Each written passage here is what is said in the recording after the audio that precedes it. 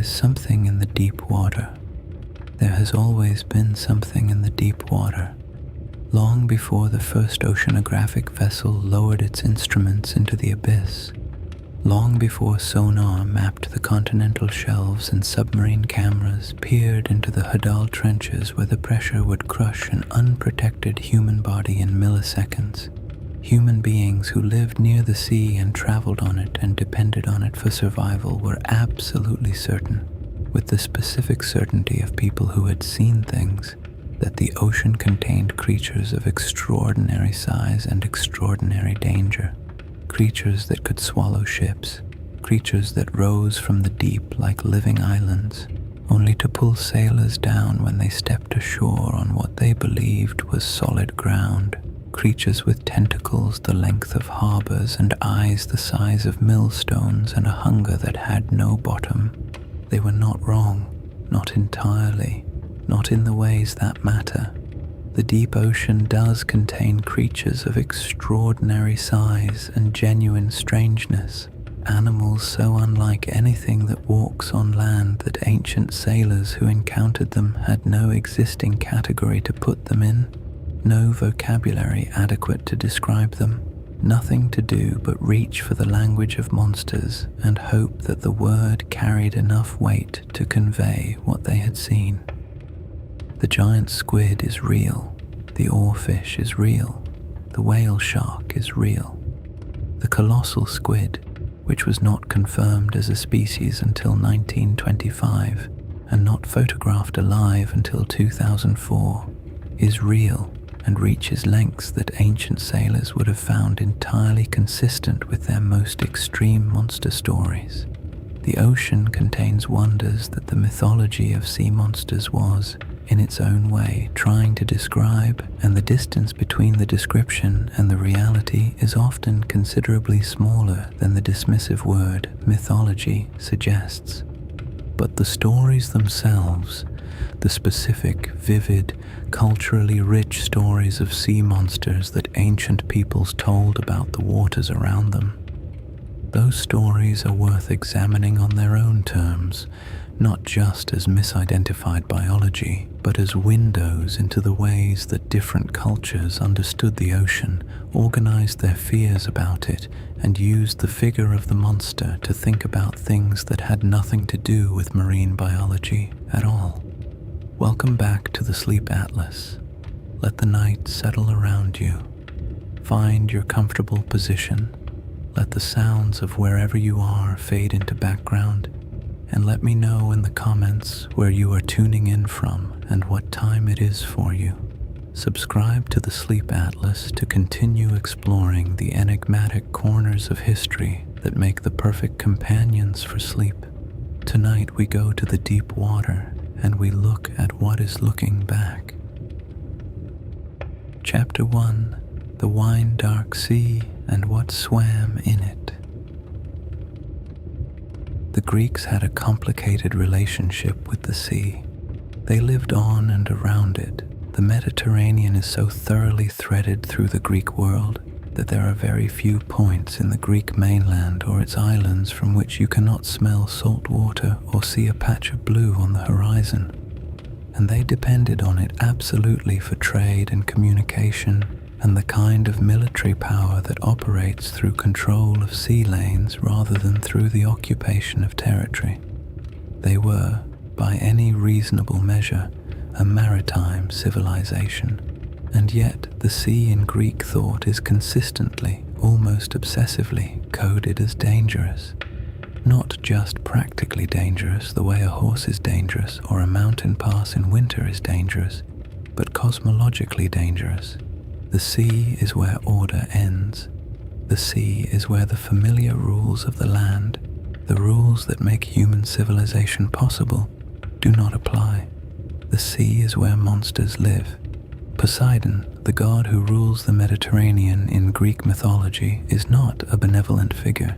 He is unpredictable, easily offended, prone to extended grudges. It is Poseidon's sustained anger at Odysseus that makes the Odyssey the 10-year ordeal that it is. a fact that tells you something important about how the Greeks understood the relationship between sailors and the sea. You do not have a friendly relationship with the ocean. You have a negotiated one, conducted through ritual and sacrifice and the kind of anxious deference that you offer to a power that is both necessary and genuinely dangerous. The sea gives you fish and trade routes and the possibility of empire. The sea also gives you storms and shipwrecks and the specific, cold, anonymous death of drowning far from shore with no one watching and no body to bury. The Greeks held both of these truths simultaneously, which required the development of a theology of the sea that was capacious enough to contain both its generosity and its violence. The monsters that populate Greek sea mythology are, in many cases, extraordinarily specific and vivid, and they cluster in the places where the sea was most practically dangerous. Scylla and Charybdis, the monster and the whirlpool that Odysseus must navigate between on his journey home, are located in the Strait of Messina, the narrow channel between Sicily and the Italian mainland, which is in fact a genuinely treacherous piece of water. Strong currents, unpredictable tidal flows, the specific acoustic and visual confusions produced by the channel's narrowness. The Strait of Messina has been dangerous to navigate for as long as there have been sailors in the Mediterranean, and it has produced its share of actual shipwrecks and actual deaths. Charybdis, the great whirlpool that swallows ships 3 times a day, is almost certainly a mythological intensification of the real tidal whirlpools and current reversals that occur in the strait.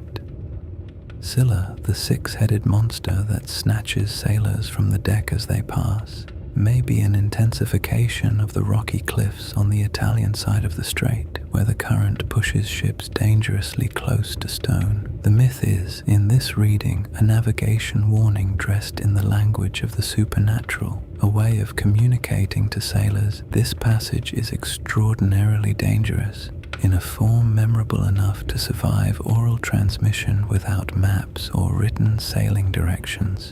This is true of many ancient sea monster traditions. They cluster around genuinely dangerous waters, the places where currents are strong, where rocks are hidden, where fog is frequent, where the behavior of the sea is unpredictable in ways that could kill an unprepared sailor. The mythology is not just fantasy. It is often geography expressed in a different language, the accumulated navigation knowledge of generations of sailors encoded in stories that were easier to remember and transmit than abstract descriptions of current patterns and hidden reefs. This does not make the monsters less interesting. If anything, it makes them more so. The recognition that the language of monsters was doing real cognitive work, carrying real information, performing real social functions, rather than simply being the idle fearfulness of people who did not know any better. Homer's Odyssey is the richest single source for Greek sea monster mythology, and it is worth spending some time in it because Homer's monsters are not decorative. They are obstacles that reveal character, situations that test the qualities of the hero, encounters that demonstrate something specific about the nature of the world and the appropriate human response to it. The Cyclops Polyphemus is not technically a sea monster, but his island lies in the dangerous waters that Odysseus must navigate, and his encounter with Odysseus establishes the pattern. The Cyclops is powerful, violent, and stupid, a figure of brute force without intelligence, the kind of danger that can be overcome by cleverness. Odysseus defeats him not by fighting, but by thinking, which is the lesson the episode is teaching. The sea is full of overwhelming forces, Homer is saying. You cannot overpower them, you must outthink them. Scylla and Charybdis present a different kind of lesson. Here there is no clever solution, Circe, who warns Odysseus about the passage, tells him plainly that there is no way to avoid both monsters simultaneously. He must choose which risk to take, and the rational choice is Scylla. Losing 6 men to the monster's 6 heads is terrible but survivable, while losing the whole ship to Charybdis is catastrophic. Odysseus makes the rational choice and loses 6 men anyway, exactly as predicted, watching them die and being unable to save them. The lesson here is harder and less comfortable than the Cyclops episode. Sometimes the sea will take something from you regardless of how cleverly you navigate. Sometimes the best possible choice still costs people their lives. The ocean does not reward virtue or intelligence with survival. It simply is what it is, and you sail through it as best you can and accept the losses that the passage demands. The sirens occupy a different position in the monster taxonomy. They are dangerous, not because they will physically destroy the ship, but because they will make the sailors want to destroy it themselves, drawn toward the rocks by the irresistible beauty of the siren song. This is a different kind of fear, not the fear of external violence, but the fear of internal weakness, the fear that desire itself is lethal, that beauty can be a form of death. Odysseus's solution is practical and slightly unglamorous. He has his men plug their ears with beeswax so they cannot hear at all, and has himself tied to the mast so that he can hear without being able to act on what he hears. He wants to experience the beauty without being destroyed by it, which is, in various forms, a desire that appears in human experience with considerable frequency, and which the sirens embody with a vividness that has made them one of the most persistent figures in Western culture, still recognizable in their essentials 28 centuries after Homer. The Kraken is perhaps the most famous sea monster in the Western tradition, though it is a Norse rather than a Greek creation, and it deserves examination both as mythology and as biology. The word itself appears in Norwegian folklore from the medieval period, referring to a creature of enormous size, so large in various accounts that sailors sometimes mistook it for an island. Erik Pontoppidan, the 18th century Norwegian bishop who wrote extensively about sea monsters in his Natural History of Norway, described the Kraken with a specificity that he clearly intended to convey scientific seriousness. It was, he said, roughly 1.5 miles in circumference. It rose from the depth occasionally, it created whirlpools when it submerged, and it attracted fish in enormous quantities by releasing substances from its body that the fish found irresistible, making it, in effect, a living fishing ground for any sailor lucky or brave enough to position himself near a surfacing kraken. Pontoppidan was not a credulous man. He was a serious scholar who believed he was documenting a real animal, filtered through the testimony of fishermen and sailors whose accounts he found credible. What the kraken almost certainly is, at its biological core, is the giant squid, Architeuthis dux, a real animal that can reach lengths of 13 meters, that has eyes the size of dinner plates, that has 8 arms and 2 feeding tentacles, and the general appearance of something designed specifically to disturb human beings. Giant squid live in the deep ocean and rarely come to the surface, which means that encounters with them are unusual and memorable and not easily fitted into any existing category of known animals.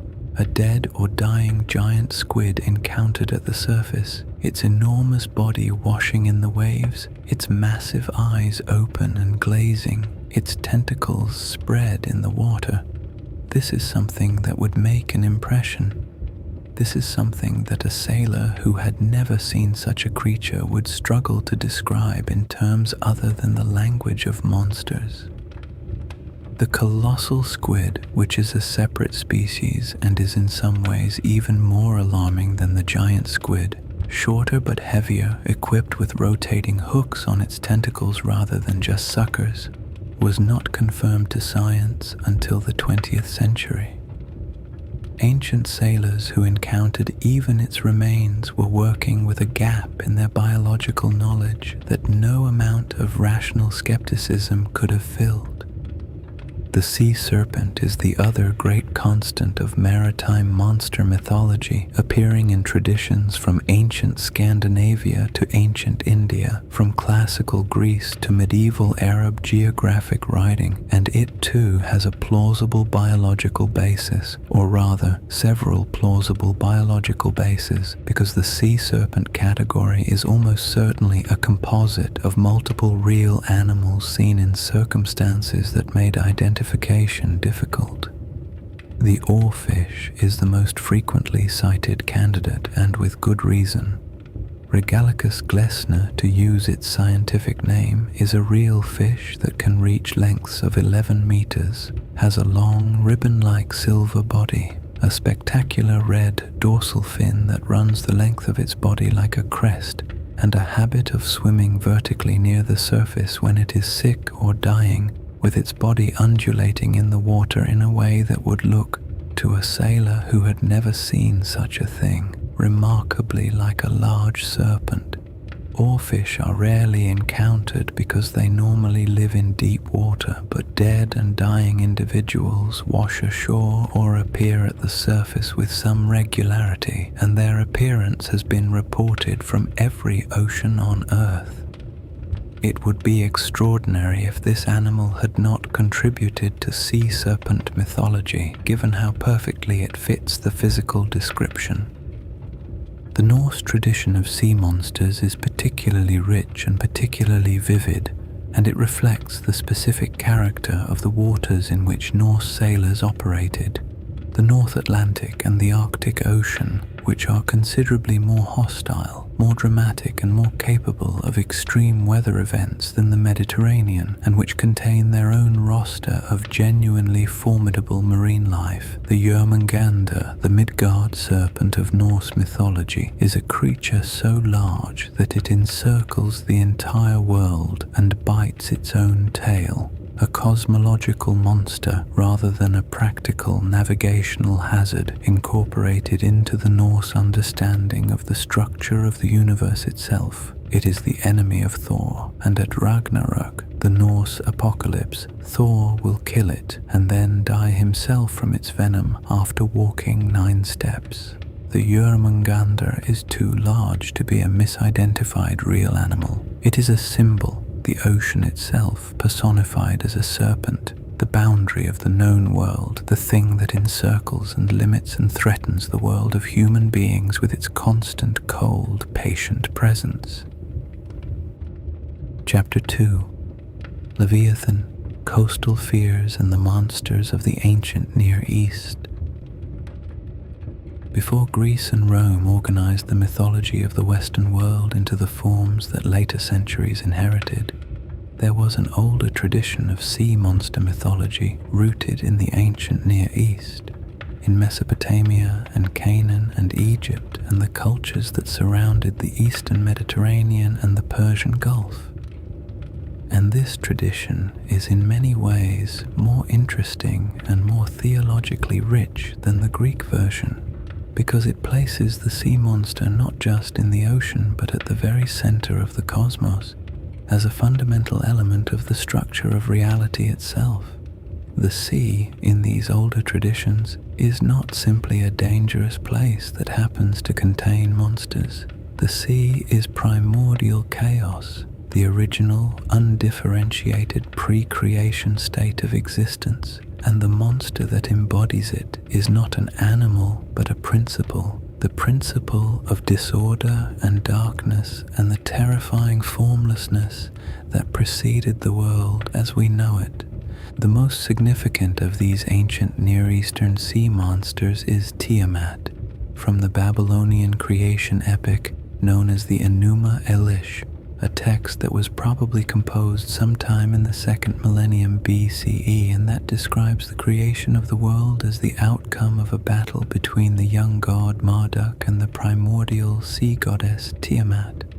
Tiamat is described as a dragon or a serpent or something that partakes of both, a vast, chaotic, saltwater entity who is also in the cosmology of the Enuma Elish, the mother of all the gods, the source from which everything emerged. When the younger gods disturb her rest and she turns against them in anger, Marduk steps forward to fight her, kills her, and uses her divided body to make the world, the sky from one half, the earth from the other, the rivers from her eyes, the clouds from her spittle.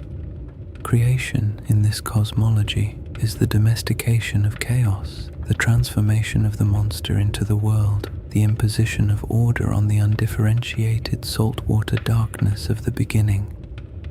This is a profoundly different conception of the sea monster from the Greek version. Scylla is a navigational hazard, Tiamat is a cosmological principle, and the difference matters because it tells you something about the different relationships these cultures had with water and with the sea. Mesopotamia is a river civilization. The Tigris and Euphrates are the sources of life and the boundaries of the world, and the Persian Gulf at their mouth is the edge of the known.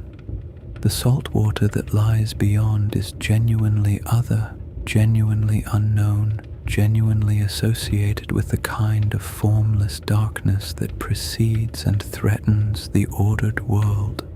The sea monster in Mesopotamian mythology is the embodiment of everything that civilization is defined against: chaos, darkness, formlessness, the original state of things before order was imposed.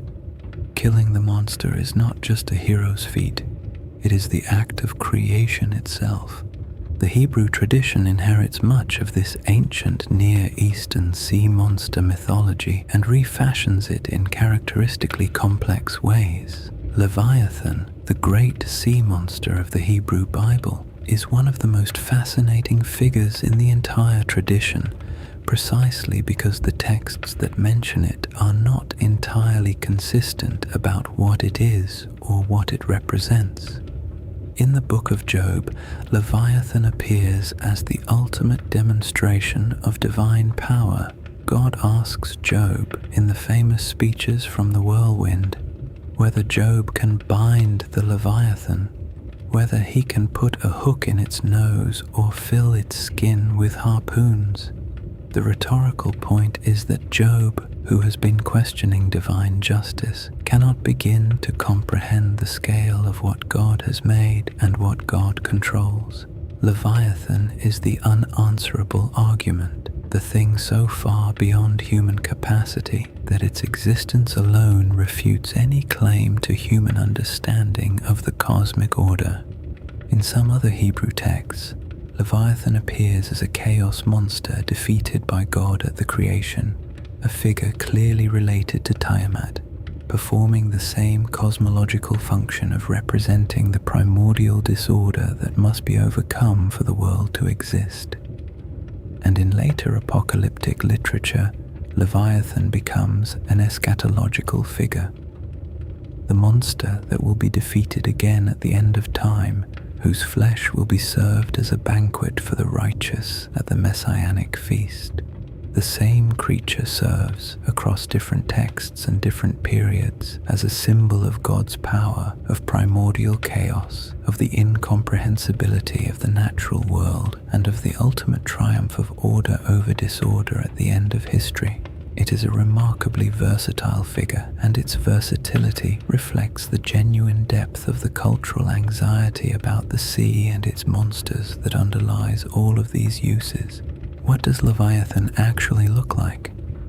The texts are richly descriptive in places. It breathes fire. Smoke pours from its nostrils. Its breath sets coals ablaze. Its scales are so closely fitted that no air passes between them. Its chest is hard as stone. It makes the deep boil like a pot. It leaves a shining wake behind it in the water.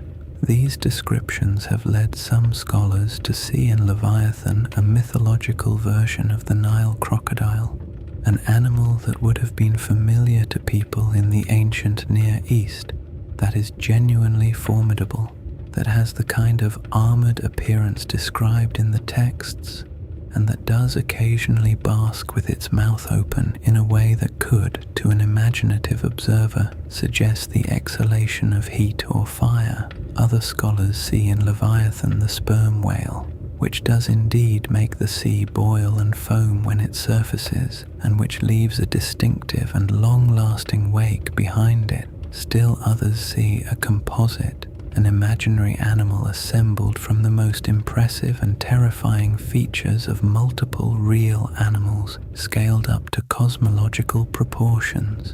The truth is probably the composite, because that is how mythological animals generally work. They are collages of real observed phenomena, assembled into a form that carries more symbolic weight than any single natural original could provide.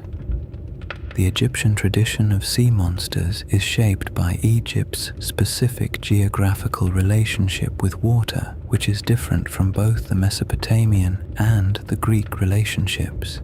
Egypt's life comes from the Nile, the great river that flows northward through the desert, bringing the annual flood that makes agriculture possible in what would otherwise be one of the driest landscapes on Earth.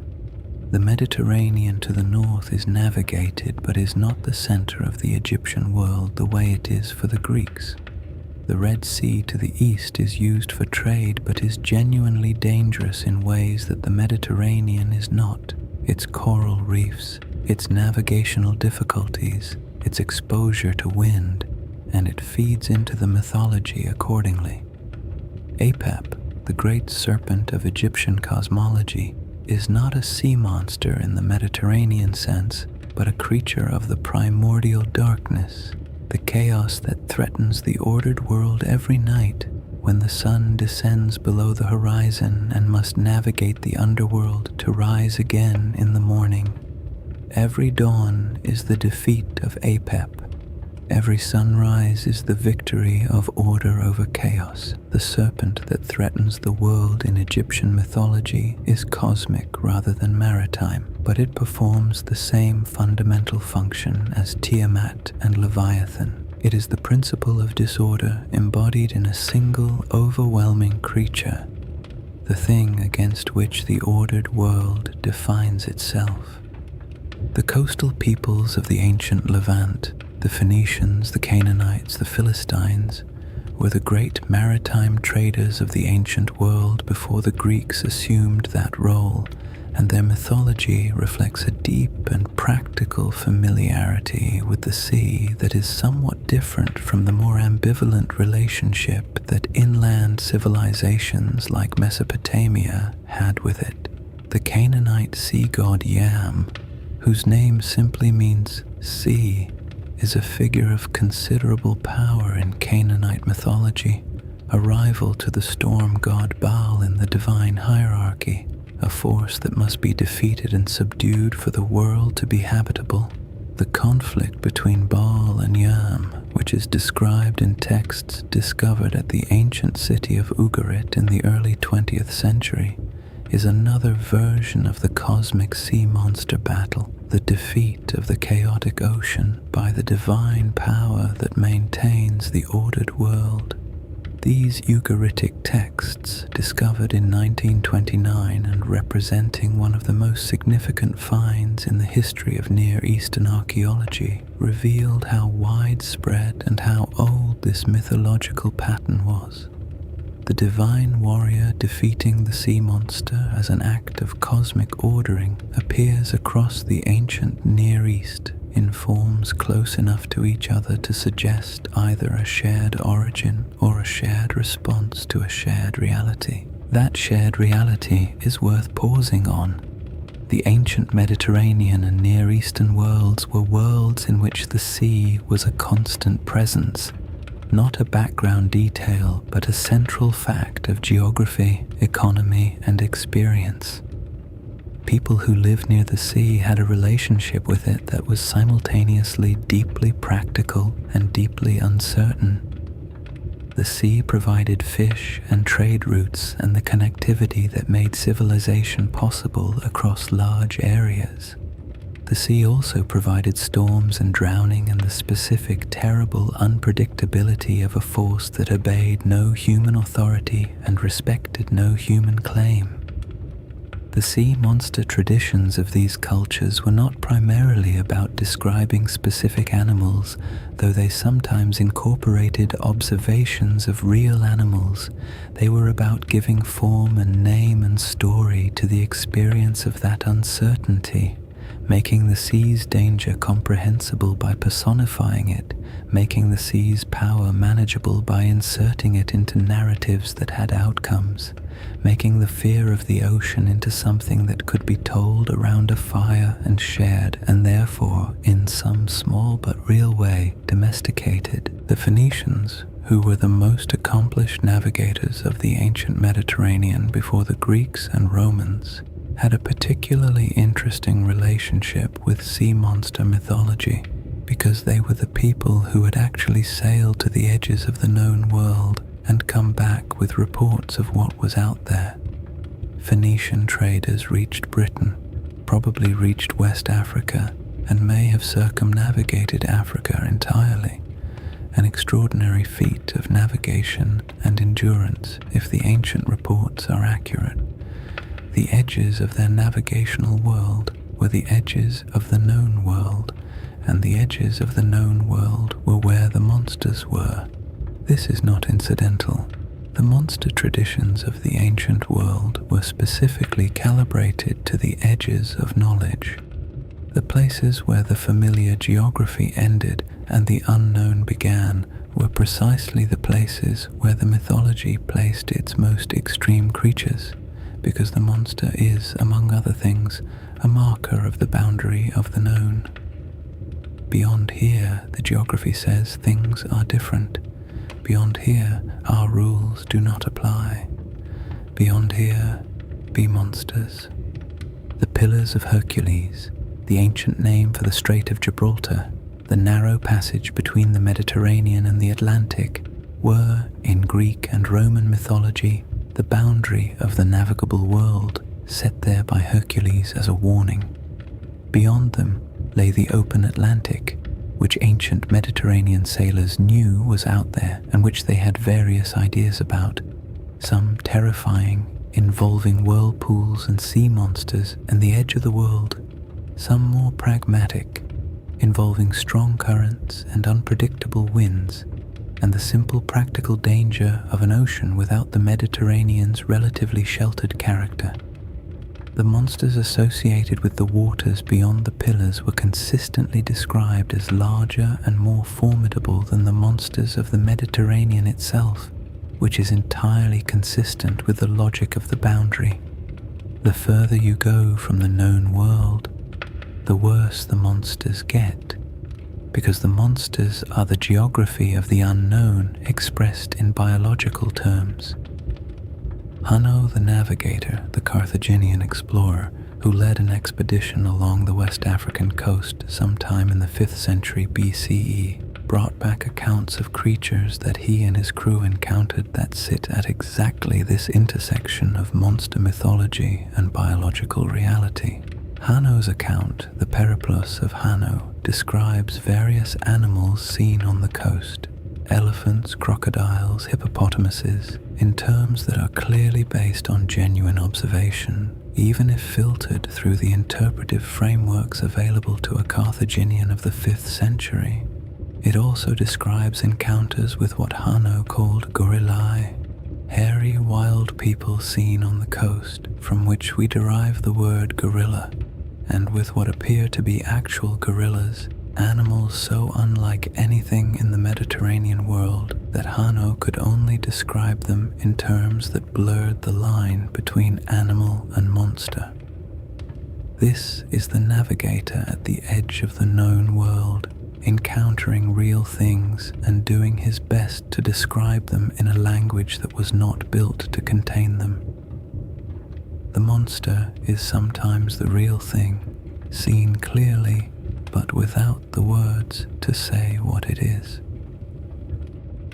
Chapter 3: Real Monsters and the Science of the Deep. There is a particular kind of intellectual pleasure that comes from the moment when mythology and biology converge, when the careful examination of an ancient sea monster story leads through a series of logical steps to a real animal in a real ocean, doing real things that the mythology was, in its own way, trying to describe. This convergence happens more often than the dismissive attitude toward ancient sea stories might suggest, and it has been happening with increasing frequency as marine biology has expanded the catalogue of what actually lives in the ocean, particularly in the deep ocean, where the conditions of pressure and darkness and cold have produced animals of such genuine strangeness that the line between biological fact and mythological invention seems, at moments, almost arbitrary. The ocean covers roughly 70% of the Earth's surface and has an average depth of about 3,688 meters. The deepest point, the Challenger Deep in the Mariana Trench, reaches nearly 11,000 meters below the surface, a depth at which the pressure is more than 1,000 times greater than at sea level, and the temperature hovers just above freezing. The vast majority of the ocean's volume is deep water below the sunlit zone where photosynthesis can occur, in a realm of permanent darkness where the food web is organized around the slow rain of organic material sinking from above. Marine snow, oceanographers call it. The constant, gentle fall of dead and dying organisms drifting down from the sunlit surface world into the dark. In this environment, animals have evolved under conditions of extreme scarcity and extreme pressure, producing body forms and biological strategies that have no equivalent in any surface environment, and that tend to produce in human observers encountering them for the first time a response that is somewhere between wonder and visceral unease. The giant squid, Architeuthis dux, deserves extended consideration because it is the single animal most likely to be responsible for the largest number of ancient sea monster reports, and because the story of its scientific discovery is itself a remarkable narrative about the gap between mythology and knowledge. For most of the history of Western science, the giant squid occupied an uncomfortable position between the known and the mythological, real enough that its remains could not be dismissed, elusive enough that its existence could always be questioned. Tentacle fragments of extraordinary size had been found in the stomachs of sperm whales. Beaks of a size that no known squid species could produce had been recovered from whale carcasses. Sailors returning from deep water voyages had reported encounters with animals that matched no description in any natural history. But no living specimen had ever been observed by a scientist in controlled conditions, and the specimens that did wash ashore were invariably decomposed enough that the accounts of their size seemed unreliable, subject to the exaggeration that sailors were notorious for applying to everything remarkable they encountered. The first photographs of a living giant squid in its natural habitat were taken in 2004 by Japanese researchers who used a baited camera rig at a depth of 900 meters in the Pacific Ocean off the Ogasawara Islands south of Japan. The photographs, when they were published in the scientific journal Proceedings of the Royal Society, caused genuine excitement in the scientific community and equally genuine excitement in the broader public. Not because they revealed an animal that was previously entirely unknown, but because they confirmed with the finality of visual evidence that this animal was real and alive and active in the deep ocean in ways that its occasional surface appearances had never adequately demonstrated. The giant squid that was photographed was approximately 8 meters long. It attacked the bait aggressively, became entangled in the line during the attack, and lost a tentacle in the process of freeing itself before disappearing back into the darkness. The recovered tentacle was itself 4.5 meters long. still bearing functional suckers that were capable of attaching to surfaces even after separation from the animal's body. The researchers noted that the squid had attacked the bait with a speed and a force that belied the popular conception of deep-sea animals as slow and passive, adapted to an environment of scarcity into sluggishness. The giant squid, in its natural environment, was fast and aggressive and formidable in ways that its occasional limp appearances at the surface had not suggested. Looking at those photographs, the animal's enormous eye, the spreading arms lined with their toothed suckers, the pale body moving through the absolute darkness of deep water, it is not difficult to understand how ancient sailors who encountered a giant squid, alive or dead or dying, at the surface would have responded as they did. The animal is genuinely alarming in a way that no amount of biological familiarity entirely dissolves, because its body plan is so fundamentally different from any land animal that the human nervous system responds to it with the specific discomfort that extreme unfamiliarity produces. It has 8 arms and 2 feeding tentacles, each lined with suckers that in some species are ringed with sharp, serrated teeth. It has eyes that in the largest specimens reach 30 centimeters in diameter, the largest eyes of any animal on Earth, eyes that are the size of dinner plates and that stare with a fixity that the human eye interprets as intelligence or malice because it resembles the fixed stare of a predator. It moves by jet propulsion, expelling water through a muscular siphon that can direct its movement with considerable precision. And it is large, genuinely, impressively, undeniably large in ways that become more real with each new specimen that is recovered or photographed. Sperm whales and giant squid are known to engage in combat, and the evidence of these encounters is written on the bodies of sperm whales in the form of circular sucker scars, rings of scar tissue left by the squid's suckers, which are ringed with sharp serrated edges that can cut into whale skin. Sperm whales have been found with sucker scars up to 45 centimeters in diameter, which is considerably larger than the suckers of any giant squid specimen that has been recovered intact. The implication is that encounters with squid considerably larger than any confirmed specimen have occurred, that in the deep ocean, away from the surface, appearances and strandings that provide our primary physical evidence, giant squid of genuinely extraordinary size exist and are hunted by sperm whales that bear the evidence of those hunts on their scarred bodies. The maximum confirmed size of the giant squid, based on the largest complete specimens, is around 13 meters, but the sucker scar evidence has led some researchers to estimate that individuals reaching 20 meters or more may exist in the deep ocean. Individuals that have simply never been recovered because they are large enough and deep-dwelling enough to avoid the circumstances that bring smaller individuals to the surface. This is speculative, but it is not irresponsible speculation.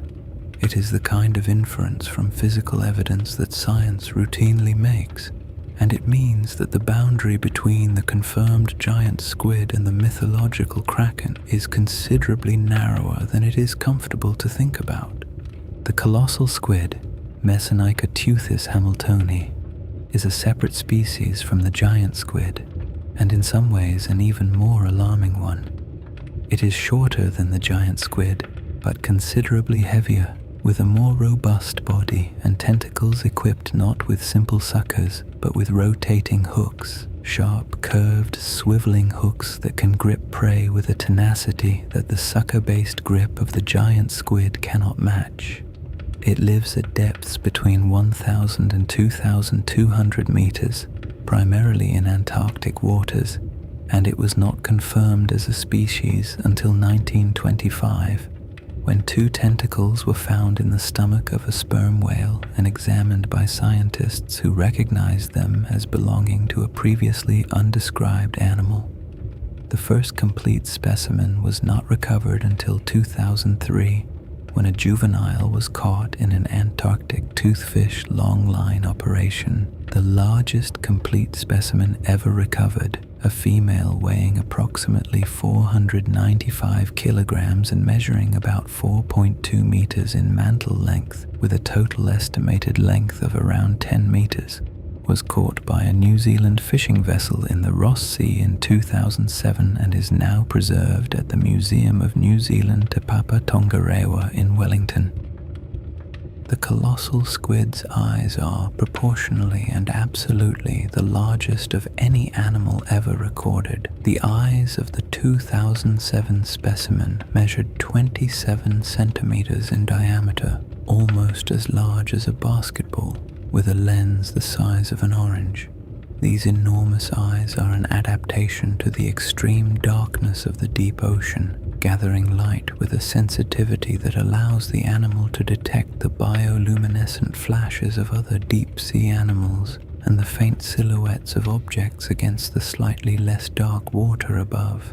An ancient sailor who encountered a living colossal squid at the surface, an event that would only occur if the animal was sick or dying, since healthy individuals remain in deep water, would have been looking at something with an eye the size of a plate staring back at them, attached to a body of considerable size, bearing hooks rather than suckers on its tentacles, representing something that no natural history available to them could have accommodated.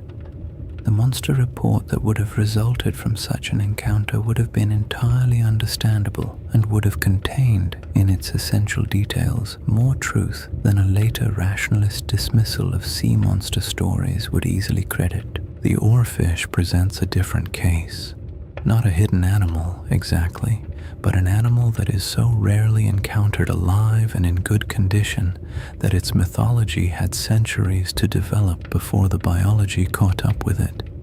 Regalicus glesson, the giant oarfish, is the longest bony fish in the ocean, reaching confirmed lengths of around 11 meters, and with unconfirmed reports of individuals up to 17 meters. It is a remarkable animal in almost every physical respect. Its body is long and laterally compressed, ribbon-like, silver and iridescent, with a dramatic red crest running the full length of its dorsal fin from head to tail. Its pectoral fins end in flattened paddle-like extensions with a golden color that gave it the name King of Herrings in some European fishing traditions. Its face has a peculiarly expressive quality, a projecting lower jaw, large silver eyes, a body posture when swimming near the surface that gives it the specific undulating appearance of a large serpent moving through the water. Everything about its appearance seems designed, if anything in evolutionary biology can be said to be designed, to produce in a human observer the impression of a sea serpent. It lives in deep, mesopelagic waters under normal circumstances, depths of 200 to 1,000 meters, and comes to the surface only when something has gone wrong, when injury or illness or disorientation has brought it out from the depths where it normally lives its strange, solitary, poorly understood life. This means that every human encounter with a living oarfish near the surface is, almost by definition, an encounter with an animal in distress, behaving abnormally, in a physiological state that exaggerates the already alarming visual impression of its body. A dying oarfish swims vertically near the surface, its body undulating with the specific sinuous motion of a large serpent, its red crest erect, its silver body catching the light in ways that make it appear to glow. If you have never seen such an animal before, and if you have no scientific framework within which to place it, the impression you would receive is precisely the impression that ancient sea serpent accounts describe: a large, serpentine, clearly alive creature moving through the water in a way that no fish should move, displaying coloration that no fish you have ever seen displays, of a size that seems to belong to a different order of animal than anything familiar. In Japan, the oarfish, called Ryugu no Tsukai, meaning messenger from the sea god's palace, has a specific cultural association with seismic activity and tsunamis. Traditional belief holds that oarfish beach themselves or appear at the surface before major earthquakes, serving as a warning from the ocean floor where the seismic disturbances originate. This belief received renewed attention after the 2011 Tohoku earthquake and tsunami, one of the most destructive natural disasters in modern Japanese history, when it emerged that a number of oarfish had washed ashore along the Japanese coast in the months preceding the event. The connection was widely reported in Japanese media and generated considerable public discussion. The scientific consensus is that any connection between oarfish surface appearances and seismic activity is almost certainly coincidental. The conditions that cause oarfish to surface are related to deep water disturbances and physiological stress in the individual animal rather than to the tectonic processes that cause earthquakes. But the cultural persistence of the belief, maintained across centuries and surviving into an era of sophisticated scientific understanding of seismic processes, says something important about how deeply the association between sea monsters and the dangerous, unpredictable forces of the natural world is embedded in human perception. The oarfish as earthquake messenger is performing the same cognitive function as the ancient sea monster, giving a face and a form and a warning capacity to a force that is otherwise invisible and incomprehensible until it arrives in its most catastrophic manifestation. The basking shark deserves extended mention in any discussion of sea monster biology, not because it is dangerous. It is entirely harmless to human beings, a filter feeder that lives on planktonic crustaceans and small fish, and that no more threatens a person in the water than a whale shark does, but because its decomposing carcass is almost certainly responsible for a significant and specific category of historical sea serpent reports. When a basking shark dies and its body washes ashore or is found floating at sea in a state of advanced decomposition, the decomposition process removes specific structures in a specific sequence that transforms the animal's appearance dramatically. The large lower jaw and the gill arches, which are composed of cartilage that breaks down relatively quickly, decompose and fall away early in the process, leaving a carcass with a small, rounded head and a long, slender, neck-like region before the body proper begins. The large, paired pectoral fins decompose and detach, and without them, the carcass lacks the wide-bodied profile of a shark. The remaining structure, a small, rounded head on a long neck, leading to a torpedo-shaped body tapering to a long tail, looks with a completeness that is genuinely startling to anyone who examines a decomposing basking shark carcass with fresh eyes, exactly like a plesiosaur, exactly like a sea serpent, exactly like a long-necked marine monster of the kind that sailors from every era and every maritime culture have reported encountering.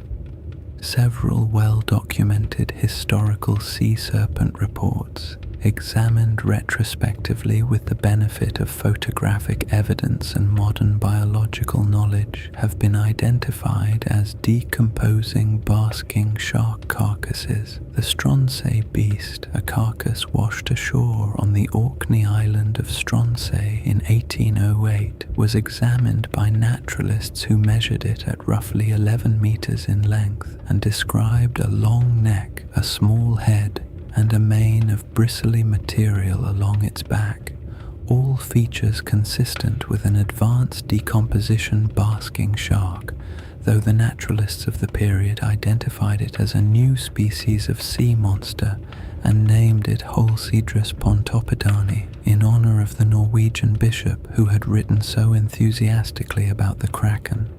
The decomposing basking shark hypothesis was not proposed until decades later, when sufficient biological knowledge of basking shark decomposition patterns had accumulated to make the identification possible. The carcass itself had long since disappeared as beach carcasses do, leaving only the naturalists' measurements and descriptions as evidence. Those measurements and descriptions are entirely consistent with a large decomposing basking shark, and entirely inconsistent with any known species of living sea serpent. The whale in all its forms, the great whales, the blue whale and the fin whale and the humpback and the sperm whale, must be reckoned with as a contributor to ancient sea monster mythology, because even in the modern world, encountering a large whale at close range in a small vessel is an experience that produces a visceral, primitive response that the word impressive does not come close to capturing. A blue whale, the largest animal that has ever lived on Earth, reaching lengths of 30 meters and weights of up to 200 tons, surfacing alongside a small boat, is an experience of scale so extreme that the body responds to it before the mind has time to categorize it. The animal is simply larger than the categories of large that ordinary experience has prepared you for. Its exhalation, the blow, the column of warm, moist air that rises several meters into the air when the whale surfaces, is audible from considerable distances and produces a smell that is organic and overwhelming and impossible to prepare for. The sound the whale makes as it moves through the water, the rumble of its passage transmitted through the hull of a small boat, is felt as much as heard. A vibration in the planking, a sense of something massive moving in close proximity that the body interprets correctly as something massive moving in close proximity. Ancient sailors in small wooden vessels, encountering large whales in open water without the benefit of any marine biological knowledge, had no category adequate to the experience except the category of monster, and reports of whales in ancient sources frequently have exactly the character of monster encounters. The enormous size, the power, the sudden terrifying appearance and disappearance, the displacement of water that can be felt as well as seen, the blow that appears to be breathing fire or steam, the skin that looks, in certain lights and at certain distances, like the scaled surface of something reptilian, the sperm whale's habit of resting motionless at the surface, called logging in the terminology of modern cytology, produced for ancient sailors who encountered a floating sperm whale from a distance the impression of a low-lying island or a large half-submerged rock, and the sudden awakening and diving of such an animal when the sailors approached too closely would have produced an experience that the island that submerges mythology describes with remarkable accuracy. The bioluminescent organisms of the deep ocean, the animals that produce their own light in the absolute darkness below the sunlit zone, deserve a final place in this biological survey because they represent a category of marine phenomenon that ancient sailors encountered at the surface in forms that must have seemed profoundly unnatural. The bioluminescent wake that certain plankton species produce when disturbed, the way a ship's bow wave glows blue-green in tropical waters on certain nights, the way a hand moved through the water at night produces a trail of cold fire, was a familiar phenomenon to ancient Mediterranean and Atlantic sailors, and it appears in ancient accounts of sea travel in terms that are consistently mysterious and sometimes frightening. The connection between disturbed water and light was not explicable within any natural framework available to ancient observers, and the specific quality of the light, cold, blue-green, unlike any flame or torch or lamp, appearing and disappearing with the motion of the water, gave it a supernatural character that the mythology of the sea naturally absorbed. The deep sea continues to produce discoveries that validate, in their essentials, the ancient intuition that the ocean contains creatures of extraordinary size and strangeness. The Mariana Trench, at its deepest point, has been visited by human beings on only a handful of occasions. Pickard and Walsh in 1960, James Cameron in 2012, and a small number of subsequent scientific dives. The deep ocean as a whole, the realm below 1,000 meters, which constitutes roughly 95% of the ocean's total volume, is less well explored than the surface of the moon, and the catalogue of species that live in it is nowhere near complete. New species of fish, crustacean, cephalopod, and other organisms continue to be described at a rate that shows no sign of slowing. The monsters are still there in the sense that matters, genuinely extraordinary animals living genuinely extraordinary lives in a genuinely unknown world that the mythology of ancient sea monsters was, in its own way, trying to honor with the most powerful language available to it, which was the language of the miraculous and the terrible. Chapter 4. The Monster as Mirror.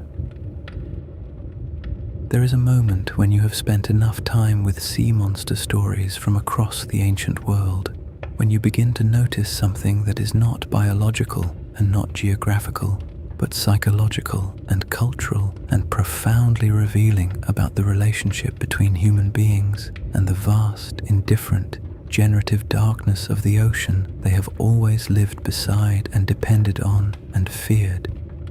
The monsters change, not just from culture to culture, which you would expect. A civilization of Mediterranean sailors would naturally produce different monsters from a civilization of Arctic fishermen, because the seas they sailed and the animals they encountered and the specific qualities of fear those seas produced were genuinely different. They change within cultures, across time, in response to things that have nothing to do with what sailors actually saw in the water. The Greek sea monster of the classical period is different in character and function from the sea monster of the Hellenistic period, which is different again from the Roman version, which differs from the medieval Christian version in ways that track the changing concerns and anxieties of each era with a fidelity that suggests the monster is doing something beyond describing the ocean. The monster is describing the people who made it. It is a mirror held up to the culture that produced it, reflecting back the specific shape of that culture's deepest fears. Not just the fear of drowning, not just the fear of large animals, but the deeper, more complicated fears about disorder and power and the things that exist beyond the boundaries of the controllable world. This function of the sea monster as cultural mirror is perhaps the most important and most consistently underappreciated aspect of the ancient sea monster traditions, and understanding it requires moving beyond the question of what real animals might have inspired the mythology and toward the question of what work the mythology was doing in the culture that produced it. Every culture has anxieties about the stability of the social order, about the limits of human power, about the things that cannot be controlled or predicted or adequately defended against. These anxieties need somewhere to live, some form in which they can be articulated and shared and, through the sharing, made somewhat more manageable. The sea monster is one of the oldest and most effective of the forms that human cultures have developed for this purpose. It takes the formless, nameless dread that lives in the human psyche and gives it a body and a location and a set of characteristics that make it paradoxically slightly more manageable. A formless dread cannot be navigated. A sea monster, at least in principle, can. You can sail around it, or time your passage for the conditions when it is absent, or offer the right sacrifices to the god who controls it, or trust the right hero to defeat it. The monster domesticates the fear just enough to make it livable. The medieval Christian tradition inherited the sea monster mythology of the classical world and refashioned it in specifically theological terms that reveal both the tradition's continuity with ancient sea monster thinking and its distinctive departures from it. For the medieval Christian worldview, the sea monster was not primarily a natural phenomenon of extraordinary size, nor primarily a cosmological principle of primordial chaos, but an instrument of divine purpose, either a demonic entity in the service of the devil and his armies of darkness, or a demonstration of divine power and the incomprehensible richness of divine creation, or both simultaneously, as medieval theology was entirely comfortable holding apparently contradictory propositions in productive tension. The Physiologus, the early Christian bestiary that circulated in multiple versions across the medieval world, and that provided the template for the elaborate medieval bestiaries that followed, included sea monsters and described them in allegorical terms that transformed their physical characteristics into theological lessons. The whale that swallows sailors who mistake it for an island becomes an allegory of the devil. The attractive surface that conceals the consuming darkness, the temporary comfort that leads to eternal destruction. The aspidocalone, the vast sea turtle that rises from the ocean carrying a meadow of grass on its back and lures sailors to land and feast before diving and drowning them, is the world itself, the pleasant surface of worldly life that conceals the spiritual danger of attachment to material things. This allegorical reading of the sea monster tradition did not simply overlay theological meaning onto pre-existing biological observations. It transformed the monsters fundamentally, changing their relationship to the natural world and to the human beings who encountered them. In the classical tradition, Scylla was a navigational hazard, something real that existed in the Strait of Messina and that killed sailors who were not careful enough in their passage. She was not a moral lesson. She did not exist to teach virtue or warn against sin. She existed because the sea existed, and the sea was dangerous, and the specific dangers of the Strait of Messina needed a specific form in which they could be represented and transmitted. In the medieval Christian tradition, the sea monster is always also a moral lesson. It is never merely dangerous, but is dangerous for reasons that reflect on the spiritual condition of the sailors who encounter it. The sailor who dies in the whale's belly is the sinner who has been led astray by worldly temptation. The sailor who navigates safely past the monsters is the virtuous Christian who maintains faith and wisdom in the face of the world's deceptions.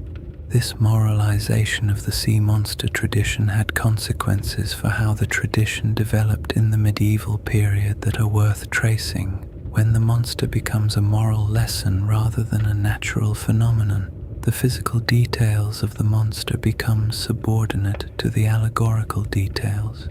What matters is not what the monster looks like or where it lives or what biological reality it might be encoding, but what it means, what virtue it threatens, or what vice it embodies. The result is that medieval sea monsters tend toward the emblematic and the symbolic rather than the vivid and the specific. They are defined by their allegorical function rather than by the kind of detailed natural observation that gives the ancient monsters their biological plausibility. The whale of the bestiary tradition does not look like any particular species of whale. It looks like what a whale needs to look like in order to serve as an effective allegory of the devil. Large, deceptive, beautiful on the surface, deadly in its interior. The natural history has been subordinated to the moral purpose, and the result is a monster that serves its theological function perfectly and its biological function not at all. The story of Jonah and the great fish, which is in the Hebrew Bible a story about prophetic reluctance and divine persistence, rather than a story about sea monsters per se, but which the Christian interpretive tradition transformed into one of the most significant sea monster narratives in the Western tradition, illustrates this process of theological transformation with particular clarity. The fish or whale that swallows Jonah is, in the original Hebrew text, simply a large fish, a vehicle of divine provision and divine discipline, not a monster in any mythological sense.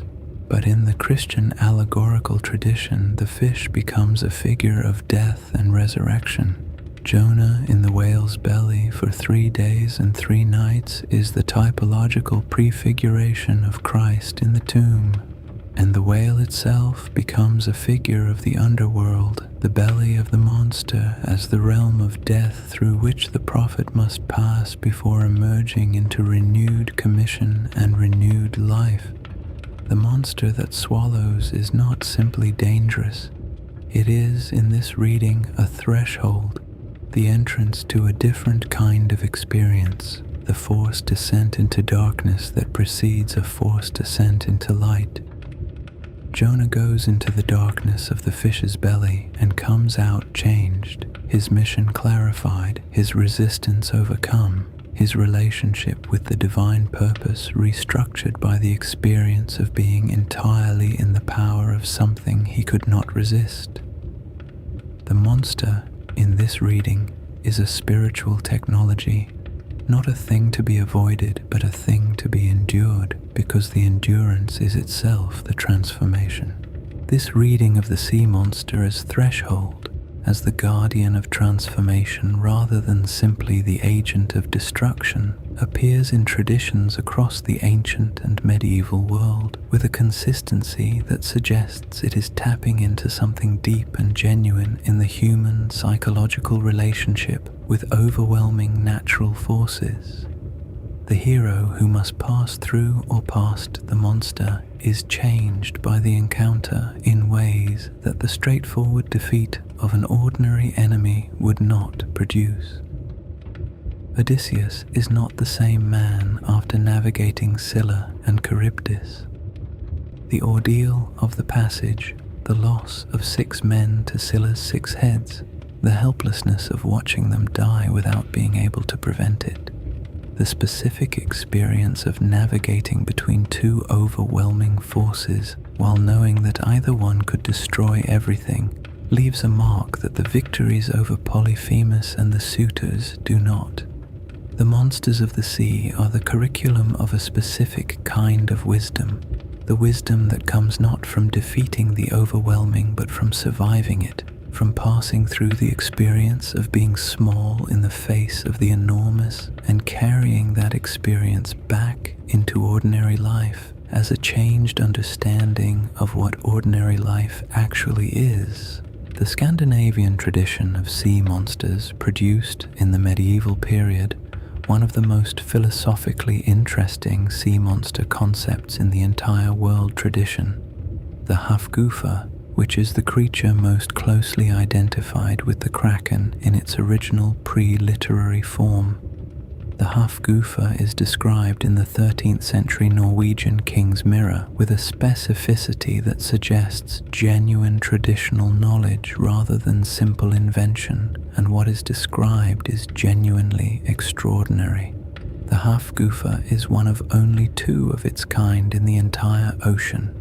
It and 1 companion, the text says, as though the narrator has specific knowledge of the global population of this species. It is so large that its back, when it surfaces, resembles an island, Not a small island, but an island large enough for sailors to approach and attempt to land upon before it descends.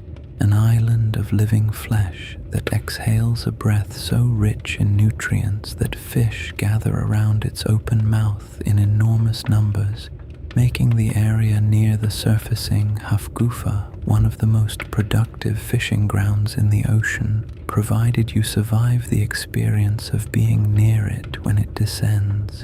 The Hafgufa does not hunt sailors actively. It does not pursue ships or attack vessels or seek out human prey. It simply exists, enormous and ancient, and the danger it poses is the danger of scale, of being too small to recognize what you are approaching until it is too late, of landing on something you believed was solid ground and discovering when it moves that solidity itself is a fiction. This particular terror, the ground that moves, the island that is alive, the surface that you have trusted that turns out to be the back of something vast and living and indifferent to your presence, is one of the most consistent and most cross-culturally distributed elements in the entire sea monster tradition. It appears in Norwegian folklore as the Hafgufa, in Arabic maritime literature as the Dahak or the Bahari, in medieval Latin bestiaries as the Aspidocalone, in medieval Icelandic sagas as unnamed creatures of the Northern Ocean, in the accounts of Arab geographers writing about the Indian Ocean trade routes, in the oral traditions of Pacific Island navigators. The terror it encodes is not simply the terror of large animals, it is the terror of misplaced trust, the specific psychological horror of having relied on something that turned out to be other than what it appeared, of having oriented yourself around a fixed point that was not fixed, of having built your understanding of where you were on a foundation that subsequently dissolved. The island that submerges is the extreme case of the ocean's fundamental challenge to the human need for stable ground. The sea does not provide fixed points. The sea moves always and continuously, and if even what appears to be land in the sea is alive and mobile, then the category of solid and reliable has been entirely eliminated from the sailor's world. The cartographic tradition of the medieval and early modern periods encoded sea monsters into the geography of the unknown in ways that reveal how the monster functioned as a technology of mapping as much as a technology of fear. The famous phrase, "Here be dragons," which appears in its literal form on only one surviving historical map, the Lennox globe of around 1510, applied to the coast of what is now Southeast Asia, has become the most quoted phrase in the mythology of cartographic monsters, and what it reveals is the use of the monster as a geographical marker, a sign that means here is the boundary of reliable geographical knowledge, and what lies beyond it is uncertain in ways that our normal cartographic vocabulary cannot adequately express. The monster on the edge of the map is not simply frightening, it is informative. It is telling the map reader something specific and useful, that this region has not been adequately mapped, that the information available about it is insufficient for confident navigation, that proceeding beyond this point requires a tolerance for uncertainty that proceeding within the mapped area does not. The monster is the map's honest acknowledgement of its own limitations. The elaborate sea monster imagery that decorated the margins of early modern European maps, the coiled sea serpents and spouting whales and tentacled monsters that fill the ocean spaces of the Carta Marina and the maps of Olaus Magnus and their successors, was not simply decorative, though it was certainly that as well. It was doing genuine informational work, encoding the accumulated observations of generations of sailors and naturalists into a visual vocabulary that the map reader could interpret within the framework of the monster tradition. A sea serpent drawn in a specific ocean region signaled that long, serpentine animals of some kind had been reported in that region, not necessarily that an actual sea serpent of mythological dimensions existed there, but that something serpentine and large had been encountered there often enough to warrant notation. The monster was the cartographer's way of saying, "There is something here that we do not fully understand, but here is the closest available representation of what travelers have reported."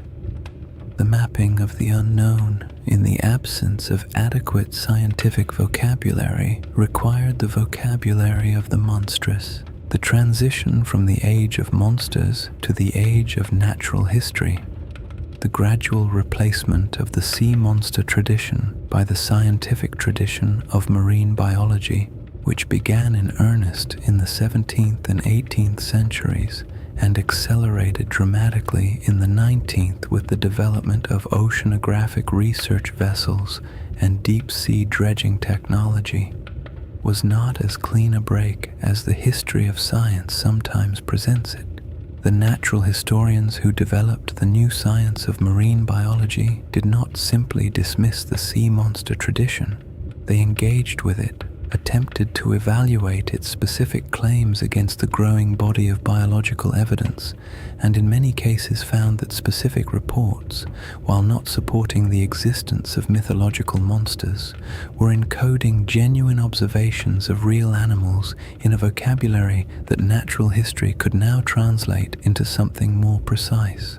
The giant squid moved over the course of the 19th century, from the Kraken mythology to the taxonomy of cephalopods, not because the mythology was proven false, but because the biological category had developed to the point where the real animal could be recognized and named and distinguished from the mythological elaboration that had grown around the genuine observations it was based on.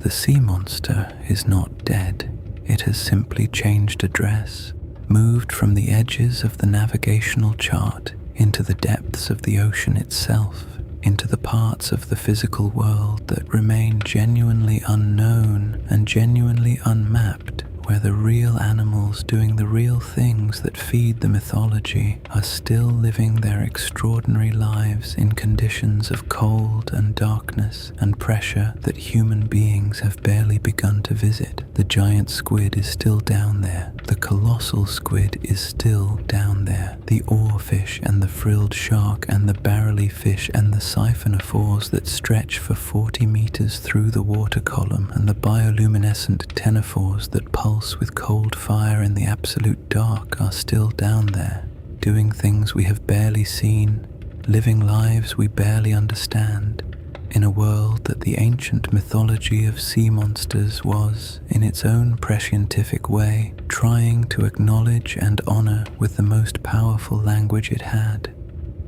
The ocean is not done surprising us. It has barely started. And the ancient sea monster traditions, for all their biological inaccuracies, for all the ways in which they got the specific details wrong, were right about the one thing that matters most, which is that the ocean is stranger and larger and more full of extraordinary life than any settled, comfortable, fully mapped understanding of the world can contain. The monsters encoded a truth that the science has been confirming, one extraordinary discovery at a time, for 2 centuries. The ocean contains things we do not understand. It always has. The mythology said so first, in the only language it had. And the language was the language of monsters. And the monsters were, in their way, entirely correct.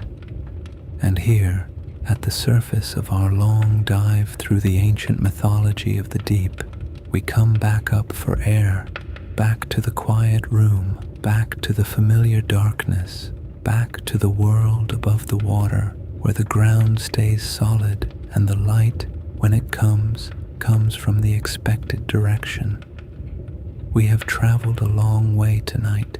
We have followed the sea monster from its cosmological origins in the ancient Near East, through the vivid navigational mythology of the Greeks, through the theological elaborations of the medieval world, and into the surprising territory where mythology and marine biology converge in ways that neither the ancient mythmakers nor the early modern scientists could have anticipated.